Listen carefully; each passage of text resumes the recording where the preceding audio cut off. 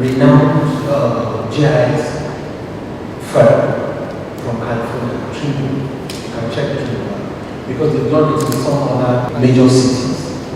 We want to use what we have in terms of our GIS system, which is not fully functional right now, to actually upscale it and use it for the data planning of Lagos State.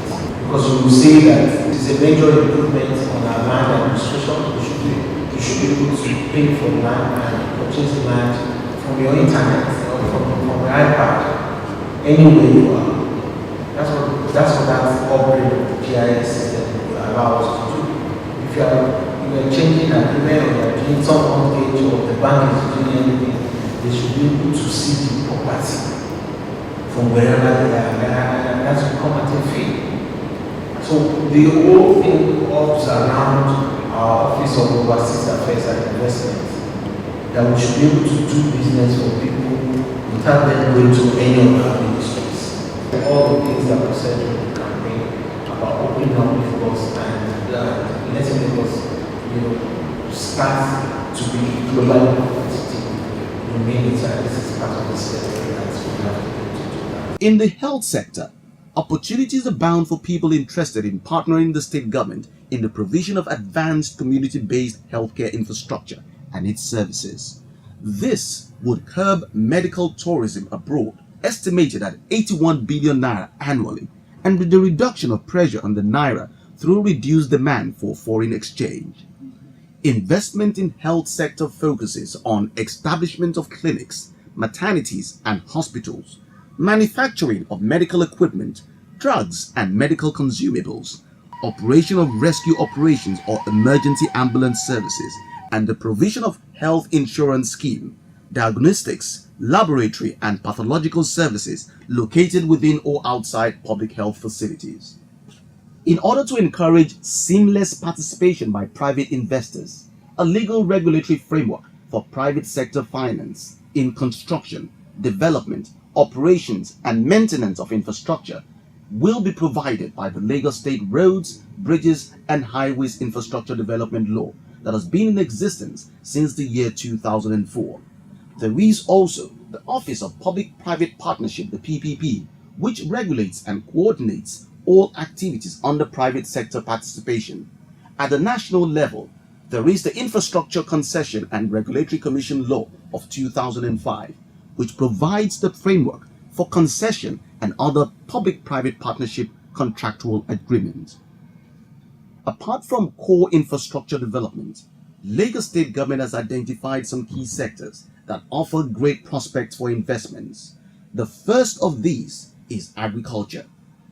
A major concern for the state is how to boost agricultural production, which currently stands at 10% of local consumption.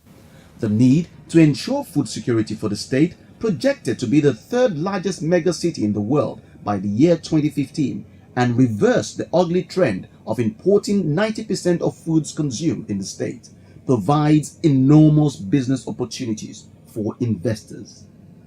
Instructively, Lagos has large hectares of arable land fit for commercial farming, fishery and forestry or wildlife conservation. These are located in reserved agricultural lands located at Araga, Itoikin, Igbonla, Ajara, Badagry, Lekki and Ikorodu amongst other areas.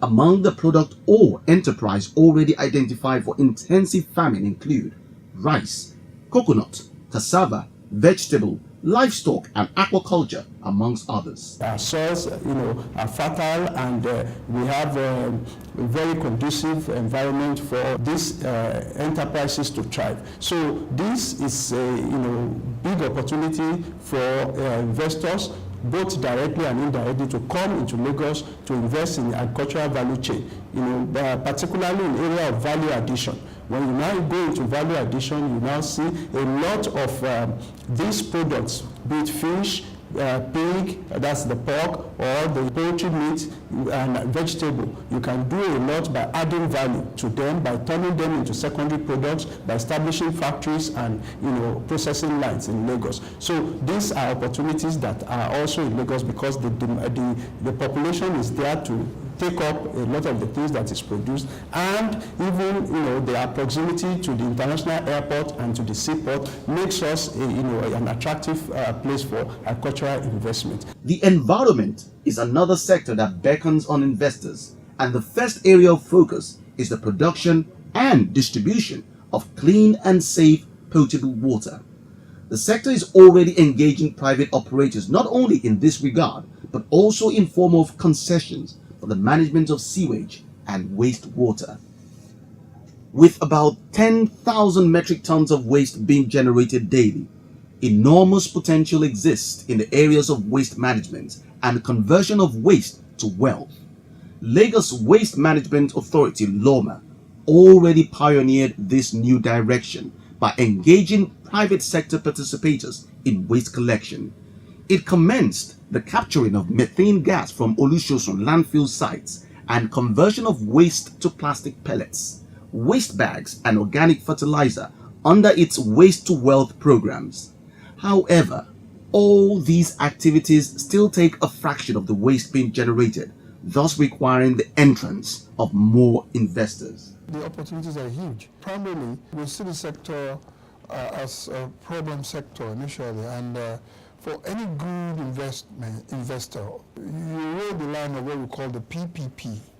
All right, the acronym for that, what we are all used to, is a public-private partnership. No, the PPP we're talking of here is problem is a potential prospect.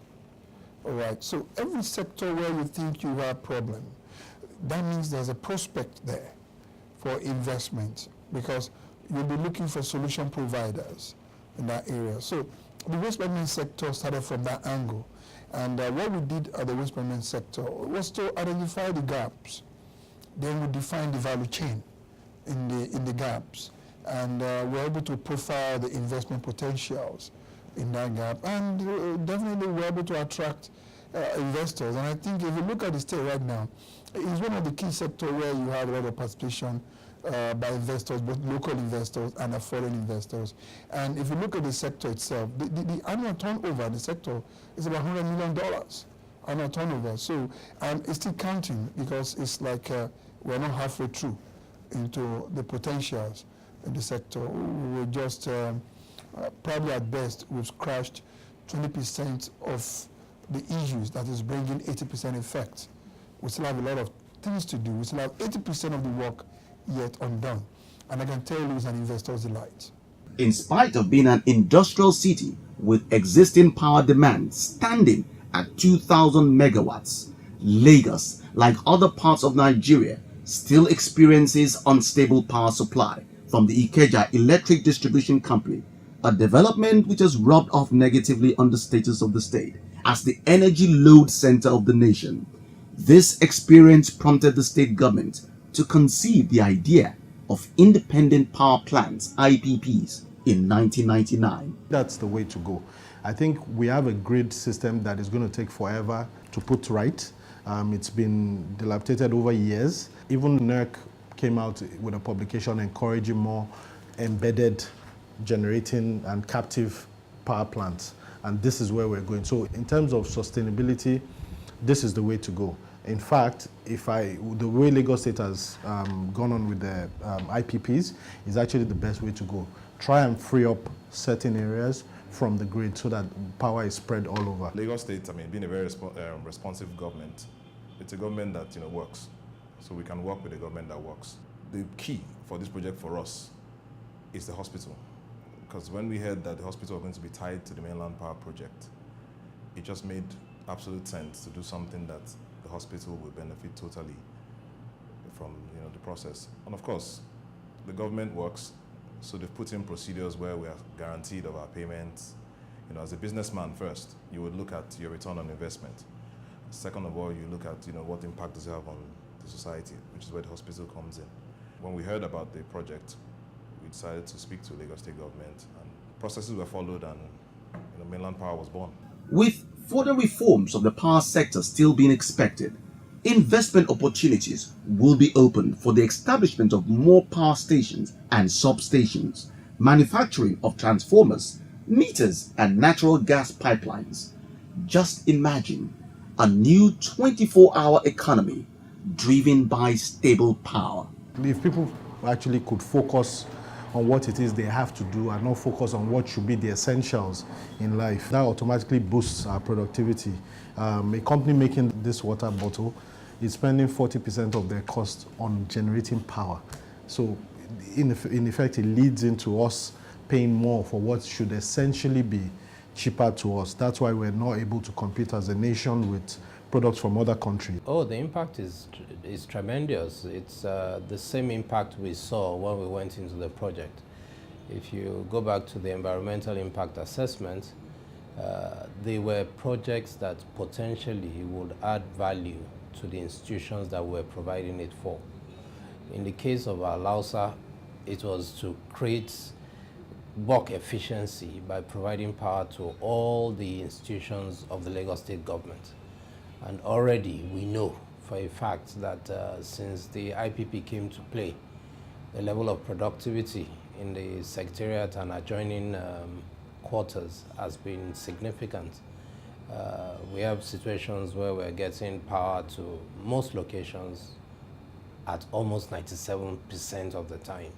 So you can imagine how that compares with what we had either to when several generators were working and many hours were lost without power. In terms of the environmental value of having a gas-fired plant centrally, it takes out all the emissions of those over 120 or 130 generators odd that were in different parts of the Alausa environment. In terms of noise, we have a fully cladded noise-proof plant that creates no nuisance environmentally. And in terms of fuel, you know all the benefits of making it a gas-fired plant. We don't have all the issues you traditionally have and all the pollution that you traditionally have if you were running them on diesel or running them on other fuels. As a reservoir of hydrocarbon resource such as crude oil and bitumen, opportunities are also available for the exploration and exploitation of these resources, including the establishment of oil refineries and petrochemical plants. With improved security and an aesthetic environment, world-class hotels and exotic 180-kilometer Atlantic waterfronts fringed with coconuts and sandy beaches, Lagos is experiencing a remarkable growth in tourism development. Today, convention centers, hotels and motels, restaurants, casinos and eateries, resorts and amusement parks, botanical and zoological gardens, as well as shopping malls and plazas are being established. All this still beckon on more investors for participation and exploitation, as Lagos aims to become the major tourist destination all across Africa. In recognition of the role of small and medium enterprises to rapid economic growth and development, Lagos State has undertaken a significant revitalization measure premised on their sustenance. This includes the establishment and maintenance of industrial estates and parks, provision of supportive enabling environment, integration of SMEs into the formal sector, provision of enhanced microcredit facilities with business and advisory services, establishment of investment and business data bank, and others. To complement these efforts, government seeks foreign direct investments, consultancy services and backup support in forms of inputs and equipment supply, financial facilities, official development assistance, and entrepreneurship training for SMEs. We are calling foreign investors to come and invest in area that is high-tech, not to come here and start making chin-chin or making pure water or competing in packaging of cocoa drink or all the things that we are already into. The state government should first of all look at what are the SMEs into. And whoever is coming should not come to their field, what they are already making, unless they are coming in to partner with them. The development of the Lekki Free Trade Zone in partnership with the Chinese consortium is another project initiated to further drive investments in Lagos. Located on the tip of the Lekki Peninsula to the southeast of the state, Lekki Free Trade Zone covers a total area of 16,500 hectares of land. As the state's flagship industrial development initiative, this zone is planned to provide an enabling environment for industries to thrive, attract both local and foreign direct investments, and create jobs. But in the past 80 years, certainly we have made good achievements. Like we have completed so many projects of infrastructure, especially the power plant project. That's very, very important. Because from this year, Lekki Free Zone will become the first area which can provide 24 hours power to the investors. It's very, very important. It's very, very attractive to the investors. So I believe the situation for this year will become better and better. There will be more investors from China and also from all the corners of the world. The Premier Free Trade Zone parades extraordinary incentives that are compelling for discerning investors. These include 100% foreign ownership of investments, 100% repatriation of capital, profit and dividends, 100% tax holiday, custom duties and levies, and 100% tax-free import of raw materials and components for goods destined for re-export. It also provides 100% waivers on all import and export licenses, 100% permission to sell manufactured, imported and assembled goods to the Nigerian domestic market, 100% restriction-free to hire foreign employees, and waivers on all expatriate quotas for companies operating in the zone. In addition, there is also a 100% hassle-free business environment and a 100% government alignment with the Lekki vision and mission. Now, altogether, we have about more than 30 investors. I mean, the investors, they are actually investing here or manufacture here. Because we have the standard house, standard factories, and also other investors in the zone. They started the manufacturing and also their business. I could tell you, we have a manufacturer. The company is called Candle. It will be a real manufacturer to start their production here. And also another food factory under construction. I believe the factory house will be ready before the end of this year. Also, we have about 5 big investors, manufacturers from China. They have decided to invest in our zone since we have the power. It is even more interesting to note that Lagos State Government provides free promotion and participation for new and small-scale enterprises at domestic and international trade fairs. With a population of 20 million people minimum, that's said to be about 24 million now, that's a huge population for anybody who wants to do business, either in the food industry, either in textile industry, either in the automotive industry, because we have a large population base. That's huge purchasing power.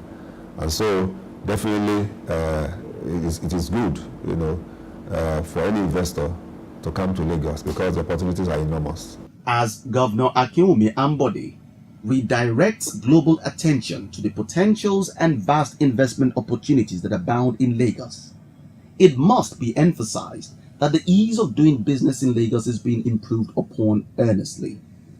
Processes are being simplified, procedures are being reviewed, and systems reformed to prove the point that Lagos is open for greater business. Lagos awaits you.